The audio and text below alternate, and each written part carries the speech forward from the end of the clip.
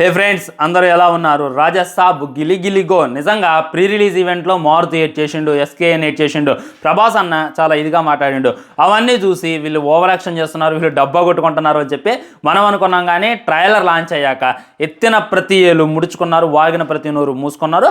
హైపే లేదురా, ఎక్స్పెక్టేషన్సే లేవురా, just song release చేసి ఎక్స్పెక్టేషన్స్ పోగొట్టారా అనేటటువంటి ప్రతి దానికి కూడా పర్ఫెక్ట్ ఆన్సర్ ఇస్తూ ఈ సెకండ్ ట్రైలర్ రాజా సాబ్ రిలీజ్ ట్రైలర్, రాజా సాబ్ ట్రైలర్ 2.0 సృష్టించినటువంటి విధ్వంసం అంతా ఇంత కాదప్ప. నిజంగా చాలా హ్యాపీగా ఉంది. హ్యూజ్ రెస్పాన్స్, మంచి పాజిటివ్ రెస్పాన్స్ అయితే ఇదైతే సాధించింది. ఏమేమి సాధించింది, ట్రైలర్ ఎనాలిసిస్ ఏంది, ట్రైలర్ బ్రేక్ డౌన్ ఏంది అనేటటువంటిది ఈరోజు ఈ వీడియోలో డీటెయిల్గా మాట్లాడేటటువంటి ప్రయత్నం చేద్దాం. మనం ఫస్ట్లో చూసి రాజా సాబ్ అనేటటువంటి టైటిల్ పెట్టిండు, లుంగి మీద ప్రభాస్ అన్న అలా నడిచొస్తాడు. అసలు ఏంది, మారుతి గారితో ప్రభాస్ అన్న ఎందుకు సినిమా తీస్తాడు, ప్రభాస్ అన్న అబ్బా ఫ్యాన్స్ని ఏం చేస్తానని చెప్పి చాలా భయపడేది. అసలు ఆ సినిమా స్టార్ట్ అవుతుంది అనేటటువంటి తెలిసిన తర్వాత ప్రతి ప్రభాస్ అభిమానుల్లో వణుకు అనేటటువంటిది స్టార్ట్ అయింది. బాయ్కాట్ మారుతి ఫిలిం, బాయ్కాట్ రాజా సాబ్ సినిమా అని చెప్పి ఆ రోజుల్లో బాగా ట్రెండ్ చేశారనమాట. అంత ట్రెండ్ అయిందంటే అంత ట్రెండ్ అయింది. ఇంకా ఆ ట్రెండ్ను చూసి నేను కూడా కొన్ని వీడియోలు చేశాను. ప్రభాస్ అన్న కెరీర్ అనేటటువంటిది పీక్స్ చాలా టాప్లో ఉందన్నమాట. ఫస్ట్ బాహుబలి అనేటటువంటిది వచ్చింది, బ్లాక్ బస్టర్, దాన్ని వెనక్కి తిరిగి చూసేటటువంటి సిచ్యువేషన్ లేదు. సాహో తెలుగు ఇండస్ట్రీలో ఆడిపోయినా మన హిందీలో బాగా ఆడింది, పెట్టినటువంటి పెట్టుబడి రికవరీ చేసింది. ఇక ఆ తర్వాత రాధేశ్యామ్ పోయింది, ఆదిపురుష్ పోయింది. ఈ రెండు పోయాక మళ్ళీ ప్రభాస్ అన్న కొద్దిగా రియలైజ్ అయ్యి ఇంకా మంచి కాన్సన్ట్రేషన్ చేసి నీల్తో సలార్ అనేటటువంటి మెంటలోడి సినిమా దింపిండు. ఇక అది విధ్వంసం సృష్టించింది. సలార్ బ్లాక్ బస్టర్, కల్కి సలార్ కన్నా పెద్ద హిట్.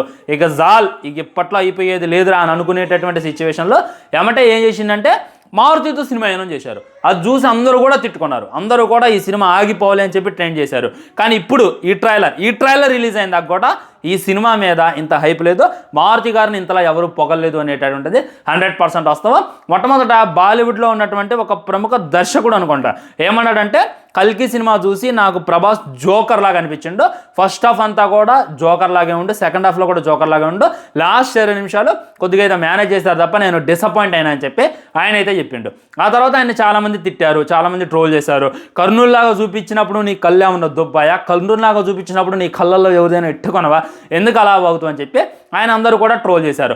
ఆ తర్వాత అసలు ఇప్పుడు జోకర్ అనేటటువంటి పదం అప్పుడు ఫ్యాన్స్ ఊగిపోయారు, మీడియా కూడా దాన్ని బాగా వైరల్ చేసింది. ఎవడైనా జోకర్ గెటప్ ఎత్తడా మీరు చెప్పండి? అది అసలు ఆ థాట్ హైలైట్ అనమాట. మారుతి గారి ఆ థాట్ రావటం ఒక హైలైట్, దాన్ని ప్రభాస్ అని ఒప్పుకోవటం. ఆల్రెడీ జోకర్ అని చెప్పి వాడెవడు నోరు జార్ అంటేనే మా ఫ్యాన్స్ చాలా ట్రిగర్ అయ్యారు, మీడియా చాలా ట్రిగర్ అయింది, నెగిటివిటీ వచ్చింది. మళ్ళీ జోకర్ గెటప్ అని నువ్వు ఎలా అంటున్నావు మారుతి, నేను అది ఎలా వేస్తా? చూసుకున్నట్లయితే నన్ను కర్నూలులాగా చూశారు, దేవాలాగా చూశారు, బాహుబలిలాగా చూశారు. ఇంత మంచి మంచి క్యారెక్టర్, ఎంత హై స్ట్రాంగ్ క్యారెక్టర్ చేసి మళ్ళీ జోకర్ క్యారెక్టర్ వేస్తే నేను ఎలా అని చెప్పి అన్న ఆలోచించలా. అక్కడ అది డేర్ అంటే, అది దమ్ అంటే. ఆ దమ్ము ఆ డేరు టాలీవుడ్ హీరోలే కాదు కదా, ప్రపంచంలో ఏ హీరోకు లేదు అనేటటువంటిది గుర్తుపెట్టుకోండి. జోకర్ గెటప్ ఎవడైనా వేస్తాడు బ్రో, కానీ కెరియర్ పీక్స్లో ఉన్నప్పుడు, కెరియర్ హైలో ఉన్నప్పుడు, పాన్ ఇండియా స్టార్ అయినప్పుడు కామెడీ సినిమా తీయటం ఒక ఎత్తు అయితే, హర్రర్ సినిమా తీయటం ఇంకో ఎత్తు అయితే, ఇందులో ముసలోడి గెటప్ వేయటం ఇంకా పెద్ద ఎత్తు అయితే, దానన్నిటికన్నా ఎత్తు జోకర్ గెటప్ వేయటం. ఎక్కడైతే నీ గులాం అయిపోతాం అన్న, నిజంగా గులాం అయిపోతావు. ఒక్క ఫ్యాన్స్ కోసం, సినిమా ఆడటం కోసం, సినిమా నచ్చడం కోసం ఎంత దూరమైనా నేను వెళ్తా అనేటటువంటి మాట అయితే అన్న ఒత్తి చెప్పడం అని చెప్పి నాకైతే అనిపించింది.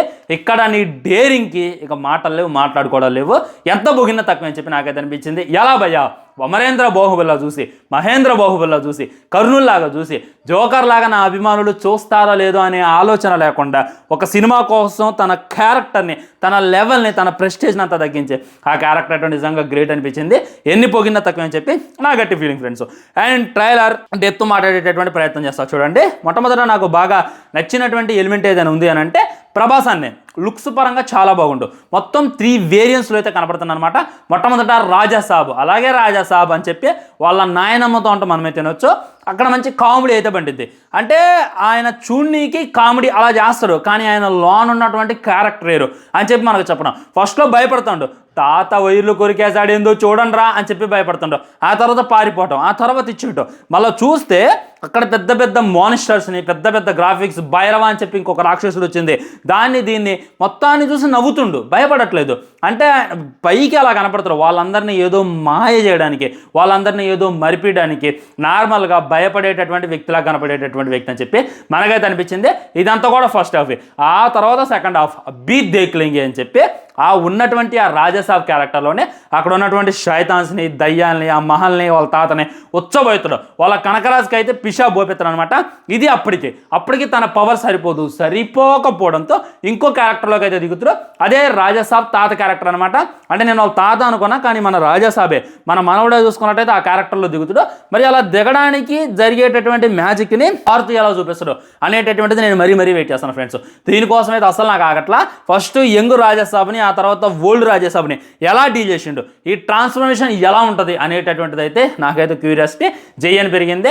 ఆగలేకపోతున్నా. ఈ మధ్య జరిగేటటువంటిది కన్వీనియంట్గా, కరెక్ట్గా, ఎవరు చూపించినట్టుగా కానీ మారుతి మనకు చూపించిందంటే India's biggest super star Prabhas అన్న ఎలాగో ఇండియాస్ బిగ్గెస్ట్ డైరెక్టర్ మారుతి.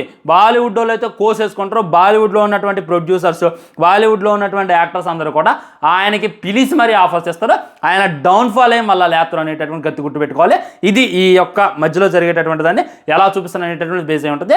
ఈ రెండు క్యారెక్టర్స్ చాలు, ఈ రెండు క్యారెక్టర్కి ఫుల్ మీల్స్ మనకి ఇక చాలు. ఈ జీవితంలో ఇంతకన్నా ఏం కావాలి అని చెప్పి మన మీద అనుకోవచ్చు. అండ్ లాస్ట్లో లాయిలా క్యారెక్టర్ అనమాట. అవును, మా బొడ్డోళ్ళు అన్నం తినపోతే మేము లాయి అని చెప్పి మ్యూజిక్ పెట్టి వాళ్ళకైతే అన్నం తినిపిస్తాం, వాళ్ళైతే భయపెడతాం.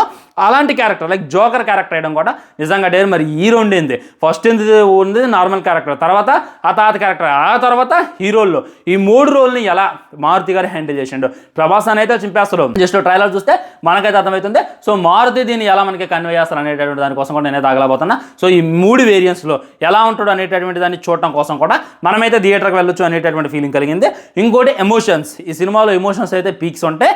నాయనమ్మ చూసుకున్నట్లయితే నార్మల్ ఆమెలాగా ఉంది ఫస్ట్. ఆ తర్వాత చూసుకున్నట్లయితే గంగాదేవి అని చెప్పి ఒక పెద్ద రాజ్యానికే మహారాణిలా కనపడుతుంది.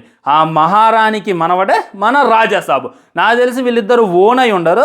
ఆ తర్వాత తను ఒక మహారాణి అయ్యి గతం మర్చిపోయి మనోడికి దొరికిద్ది. మనోడు ఇద్దరు కలిసి ఉంటారనమాట. సో ఈమె దగ్గర ఉన్నటువంటి ఆ రాజ్యం కోసం, ఈమె దగ్గర ఉన్నటువంటి ఆ బంగారం కోసం ఈ తాత మ్యాజిక్స్ నేర్చుకొని ఆమెను ఇబ్బంది పెట్టుండొచ్చు అని చెప్పి నేనైతే అనుకుంటున్నాను. ఆ తర్వాత రాజాసాబ్ సంగతి మనోడికి తెలియదు. పెద్ద మెజిషియన్ కదా, మ్యాజిక్ చేసేవాడు కదా. ఆ రాజాసాబ్ ఎవరో నార్మల్ మనిషి అనుకుంటాడు. కానీ ఆ తాతకి వాళ్ళ ఇంటికి వెళ్ళి సొక్కలు ఎలా చూపించింది అనేటటువంటిది వెయిట్ చేసి చూడాలి. అండ్ కనకరాజు కొట్టేటటువంటి దెబ్బ చూడండి, ఎవడు ఎందులో వీక్గా ఉంటాడో అక్కడ కొడతానంట. ఆ పాయింట్ నాకు బాగా అనిపించింది. వాడిని మనం డైరెక్ట్గా గెలవడం కష్టం. వాడి కోసం ఒక వరల్డ్ని క్రియేట్ చేసుకొని ఇక్కడ పోరాడి అక్కడున్న వాడిని ఓడించాలి. ఈ లైన్ నాకు మామూలుగా అనిపించలేదు. ఆ తాత యొక్క ట్రాన్సాక్షన్ అయినా, ఆ తాత చేసేటటువంటి మ్యాజిక్ అయినా, అందులో ఉన్నటువంటి లైన్స్ అయినా చాలా ఇంట్రెస్టింగ్గా ఉన్నాయి. ఒక క్యూరియాసిటీ అయితే క్రియేట్ చేశారు. సినిమాకైతే మంచి హైప్ క్రియేట్ అయింది. సినిమాకు ఒక మంచి బజ్ కూడా క్రియేట్ అయింది. మారుతి గారు అయితే పల్స్ పెట్టిండు. అసలు ఫస్ట్ చూసి మన మారుతి అన్న ఏంది ట్రైలర్ ఎంత బాగుంది అనేటటువంటి ఫీలింగ్ కూడా నాకు మళ్ళీ కలిగింది ఫ్రెండ్స్. అదే అనమాట ఓవరాల్గా చెప్పేది. ఆల్రెడీ పొట్టోడి మీద ఇంకో వీడియో కూడా చేశా. చాలామంది రిక్వెస్ట్ చేయడంతో చేస్తూనే ఉంటా భయ్యా, వాడు దొరకాలి, వాడు తిత్తి తీసిన దాకా చేస్తూనే ఉంటా. ఎందుకంటే వాడు మన రిలీజన్స్ని, మన కల్చర్ని అవమానించాలన్నమాట. అందుకే ఇంకో వీడియో కూడా చేశా. అది కూడా వెళ్ళండి, ఆ వీడియో చూసేటటువంటి ప్రయత్నం చేయండి. మరి ఈ వీడియో ఎలా అనిపించింది, దీంట్లో మీకు ఏమన్నా ఇంట్రెస్టింగ్ విషయాలు ఉంటే డెఫినెట్గా నాకు డిఎం చేసేయండి ఇన్స్టాగ్రామ్లో. ఈ పేరు మెన్షన్ చేసి ఇంకో వీడియో చేసేటటువంటి ప్రయత్నం చేస్తాను. బాయ్ నమస్కారం. ఛానల్ని సబ్స్క్రైబ్ చేసుకోండి, వీడియో లైక్ చేయండి, వీడియో షేర్ చేయండి. అదే మాత్రం జై హింద్.